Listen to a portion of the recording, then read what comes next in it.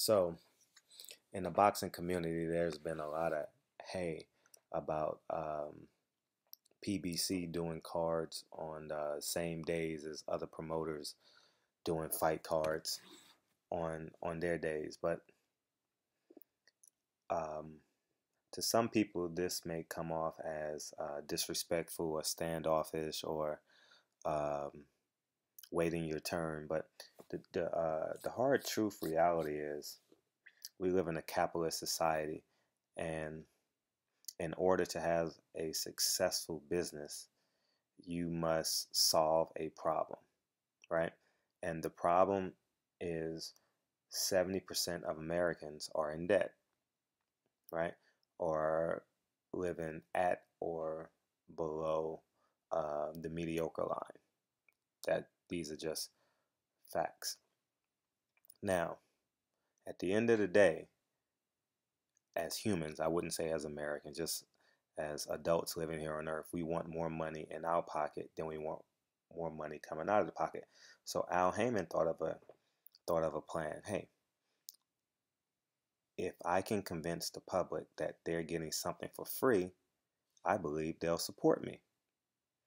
And I believe the reason why he holds cards on the same day as other cards is because it's to push his mission statement, meaning he just got a card with Lamont Peterson fighting on October 17th, the same day as David Lemieux is fighting Gennady Golovkin. This card is free because it shows the difference between Gennady Golovkin, where I think we're paying $75. I'll be paying $75 for that fight versus Lamont Peterson for free. And part two, which is the biggest reason, is cross promotion. I explained it in some of my other videos when I talked about 50 Cent, how he's probably the best at it with his F and Vodka versus Ciroc. In reality, he doesn't hate P. Diddy at all. They'll party together, talk smack, hang out behind closed doors. But he's using Diddy as cross promotion. So when you think of Ciroc, you'll think of F and Vodka, which is genius. You know, when you think of McDonald's, you'll think of Burger King. Same thing when you think of Starbucks, you'll think of Coffee Bean. When you think of Nike, you'll think of Reeboks, right? He doesn't mind being second fiddle because second fiddle means, I don't know. I don't know what the real numbers are, but just a hypothetical situation. If company A is worth $10 billion, company B is worth $6 million. uh, if you live in an average lifestyle, then there's not much difference between $6 billion and $10 billion, but there's a $4 billion difference. Just in case someone wanted to say, well, there's a difference. It's a huge difference, but if you're living, again, the average lifestyle, you you can suffice. So I just want to be clear on that. So I think it's rather smart. Even if the numbers are low, PBC will be mentioned next to, like on Fox Sports at night, ESPN Sports Center. They're going to go simultaneously. Let's say Gennady Golovkin knocks out David Lemieux in the fourth round. And then the next piece of will be Lamont Peterson wins by split decision over, I forget who he's fighting. I think Diaz. Um, I'll dig more into that later, but it's just cross promotion. It just makes too much sense. It's sort of like what they're doing now. Everyone outside of boxing is aligning themselves with Floyd Mayweather because he is the most powerful athlete in sports. Ronda Rousey, who knows she will never ever on God's green earth fight Floyd Mayweather. She's aligning herself with Floyd Mayweather because it's free cross promotion. And I was recently at Floyd Mayweather's media day, and I would say every publication, darn near every publication, has a video up about him fighting Ronda Rousey, from TMZ to me, you know what I mean? So, and everywhere in between. So that goes to show you cross promotion works exceptionally well. And this is just simply what Al Haymon is doing, and I think he's doing a great job at it. Um, um, I've met Al Heyman, as I mentioned. I've spoken with him, and he comes off as a very reserved man. One on one, he's easily excited, but in group setting, he's very calm, poised. Um, you under just by being in his presence, you understand how much wit and how much intelligence he possesses. So uh, he's a he's very self assured. Uses as less words as possible. He's very compassionate around his fighters. Um, he greets mostly everyone he knows with a hug.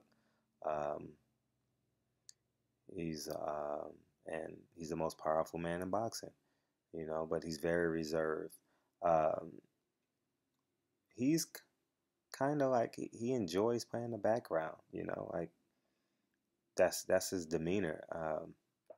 Hopefully, in the years to come, he'll come out and be more public. But I understand what they're doing.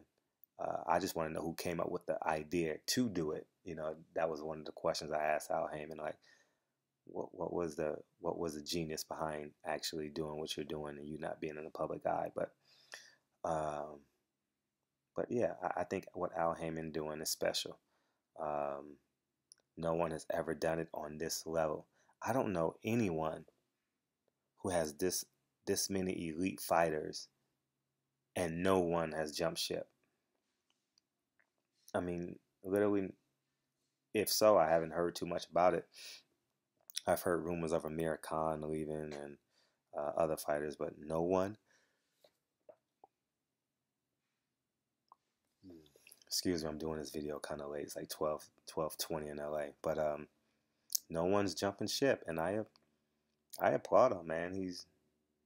He believed in the plan and executing. Sam Watson is a great spokesman for uh, for Sam Watson and PBC. Um, so I believe in competition. I believe in capitalism. Um, the sad truth about capitalism is someone has to be poor and someone has to be rich, and the majority has to be in the middle. That's the definition, the real definition of capitalism. So um, if you have too many at the top, then you have a middle class, and then you have to redevelop the elite class. So there'll always be an elite class, and there'll always be a poor class. So this is Barbershop Conversation. I appreciate you guys' support, um, and I look forward to bringing you guys more content. But I'm really interested in what you guys think about Al Heyman.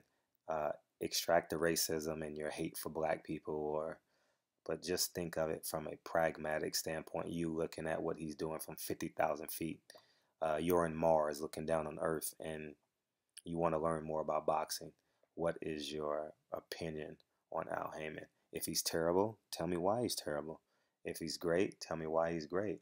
But I think the master plan is working. I don't know the details of the individual contracts that he has with these fighters that people say they have. I don't know that. But what I do know is uh, I seen Andre Berto stop mid sentence. He was in a meeting um, he was in a meeting for some type of promotional company, some major promotional who wanted to promote something with him for the Floyd Mayweather fight. He stopped mid sentence, gave Al Heyman a hug, stopped the meeting, and had anywhere between a 3 and 6 minute conversation um, with Al Heyman, and then proceeded to go back. And the conversation began with a hug and smiley salutations, and it ended with I mean salutations at the end, but and it ended with a um, smile and a salutation, and it looked kind of like a lot of endearment. So let me know what you guys think. Barbershop Conversations again, and I appreciate you guys' support thus far, and I totally enjoy bringing you guys a lot of boxing content. I'll be bringing you guys some more other content as well, but boxing is just so super duper busy every weekend till November 21st. Somebody's getting in the ring that we can appreciate and we know. So appreciate you guys' support. Hit the subscribe button, tell a friend, and then tell that friend to tell a friend, and then we'll continuously move forward. Thanks, guys, for your support.